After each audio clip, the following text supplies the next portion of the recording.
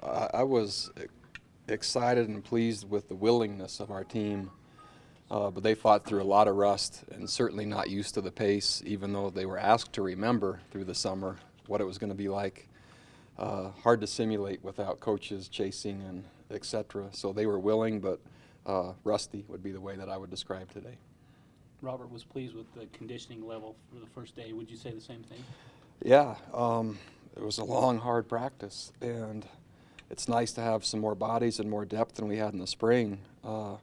And I was impressed that they could sustain the pace. The execution wasn't as clean as I would have liked, but I thought their conditioning looked strong. When that offense stalls out and goes 3 and out like that, it puts a lot of pressure on your defense. Yep. Is there any concern as a defensive guy about that situation? Yeah, it's a team approach. We've acknowledged from the very first day that Robert and I got back together, if you look at the statistics of speed, tempo teams offensively, it's going to average about 16 more defensive plays than we played last year, 16 to 20. That's the equivalent of one more quarter of defensive football. And so the very first day, I told our defensive players that means more conditioning, that means more preparation, and that means more pressure. But I like the trade-off. It might not be the same equivalent statistically, but I think it's good for our program. And so we've been preparing for it from day one. That will test your depth. Do you feel better about the depth you have this year than you have in the past? On day one, man, my defensive room was full today, which I can't say it's going to end like that, but too deep right now. I feel pretty confident. Main objective for the defense this fall camp is to solidify the nose tackle position, make sure we get a starter and a backup. And I see some candidates that are likely, but that's a lot of the focus will be there. The rest of the depth really isn't that much of a concern. Possibly finding a backup field corner. Has Marcus improved from spring to summer for you at nose? Marcus has had a transformation, and man, he was one of the players that at the end of spring when he was told where exactly he stood and what he was going to have to do, and from what I saw today, he's worked really hard. What's your policy for Kyle Van Noy early in camp especially? Kyle had a slight hamstring tweak in conditioning prior to coming into camp, and so he'll be coaching younger players, he'll be conditioning on his own. Possibly 2 weeks from now we'll ramp him up to give him maybe the last week of camp, then game week, and he should be ready. But the risk versus the return right now, hamstrings take a long time, and I'd rather not make it worse if possible. What about Mike Haig? Okay, Mike Haig, you'll have to talk to Jeff exactly. He's ahead of schedule, but I don't know what his estimated return is.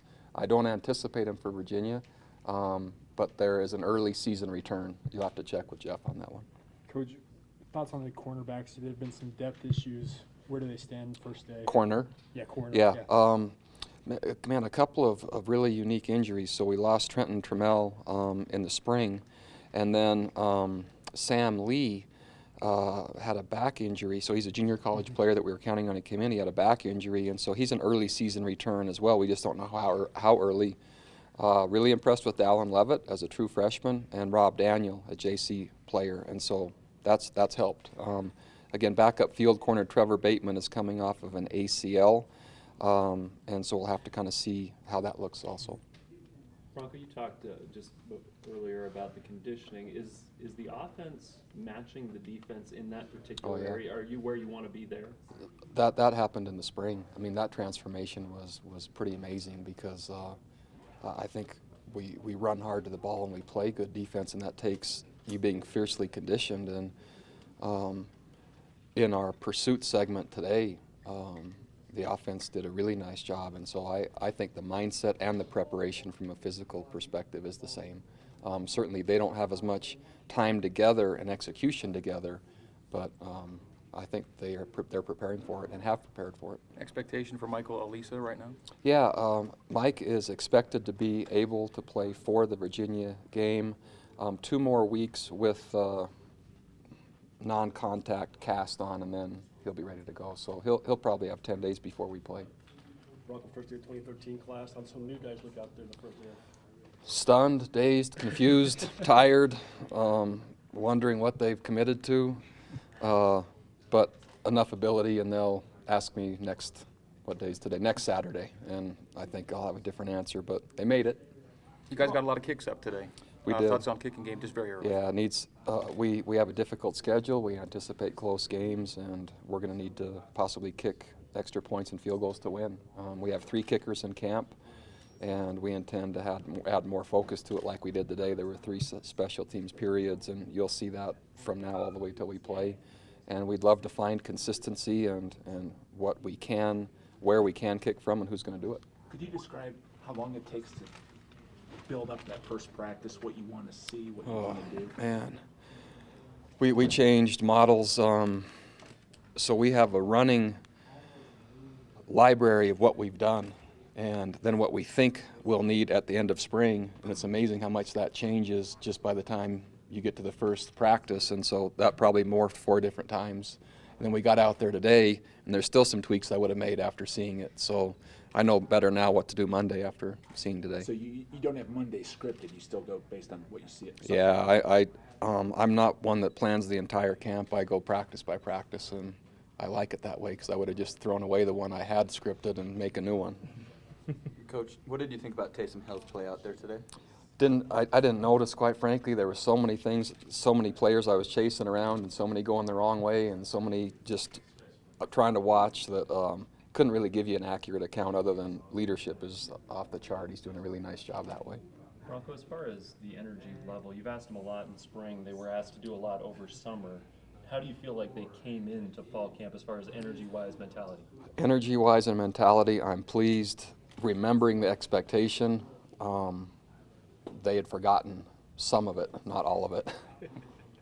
There's rumors that Teo Fabaluje is trying to come back. First, can you even talk about him, and if so, is that true? Yeah, I can't talk about it, and I don't know anything about it anyway. Teo left our program, freshman year, if I remember correctly, and man, he was a great young man then. I know he went to TCU and played really well, and then I had read because Brett forwarded an article to me that Tay would quit the team there. He has friends on our team, but I don't know anything more than that. So, Coach, it was announced that you guys are going to wear royal blue for one of the games this year. What prompted that, and are the guys excited about that? Oh, I like the tradition of BYU and the history of BYU, and that particular game seems a fitting kind of closure, at least to that game for a couple of years. So it was just to add emphasis on how strongly I feel about the game, the rivalry, and that I believe it should be played every year. Bronco, you had Utah State now and Utah wrapping up the years, coming down the stretch. Pretty pleased with how that's kind of playing out and being able to get some of those games late in the season. Yeah, we're making a lot of progress that way, and I think when you see the schedules continue to come out, we're adding some really strong opponents toward the end of the season, and it's just part of learning about independence.